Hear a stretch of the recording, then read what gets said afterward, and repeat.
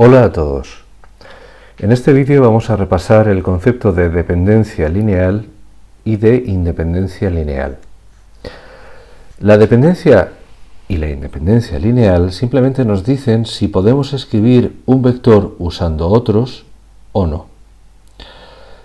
Y aquí vamos a dar una serie de reglas muy sencillas para ver cuándo tenéis vectores que son linealmente dependientes y cuándo son linealmente independientes.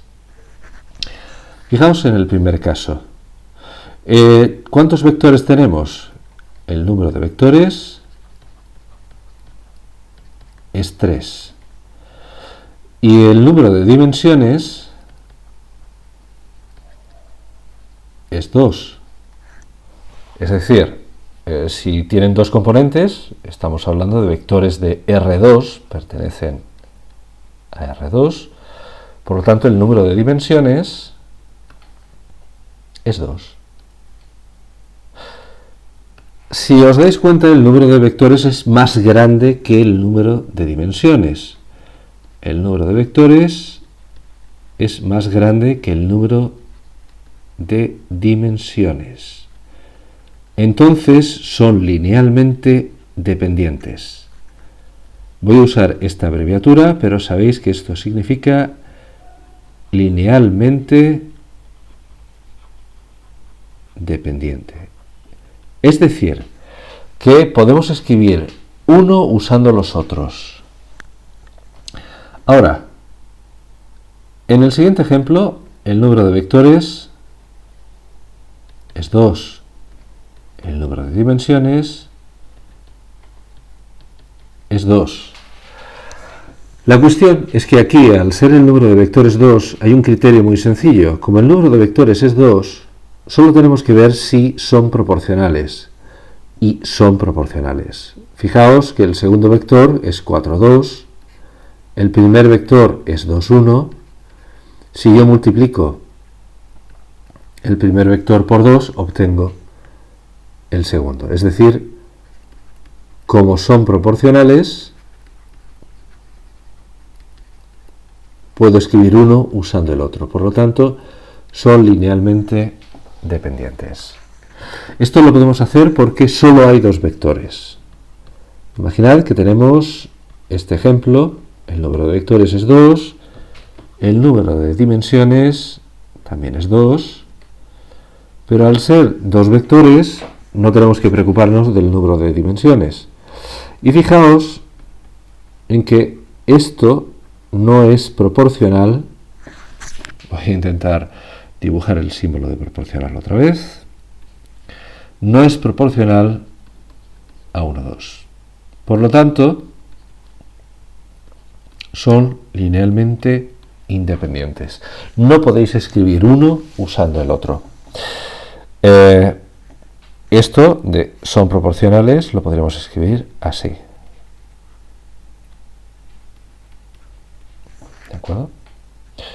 Eso no es alfa, ¿de acuerdo? Es el símbolo de proporcionalidad directa. Veamos, aquí el número de vectores es 2.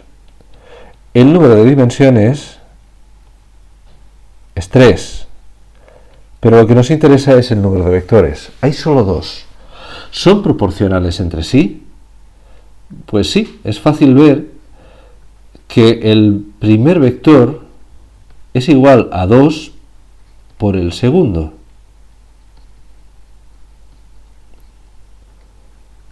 Son proporcionales, entonces son linealmente dependientes. Aquí, como el número de vectores es 2, podemos hacer lo mismo. Sabemos que esto, fijaos que no puede ser proporcional al otro. Por lo tanto, como no son proporcionales, son linealmente independientes. No podéis escribir uno usando el otro. Y en el siguiente caso. En el siguiente caso el número de vectores es 4. El número de dimensiones es 3. El número de vectores es más grande que el número de dimensiones. Por lo tanto, son linealmente dependientes. Y ahora vamos con el caso más interesante. Aquí el número de vectores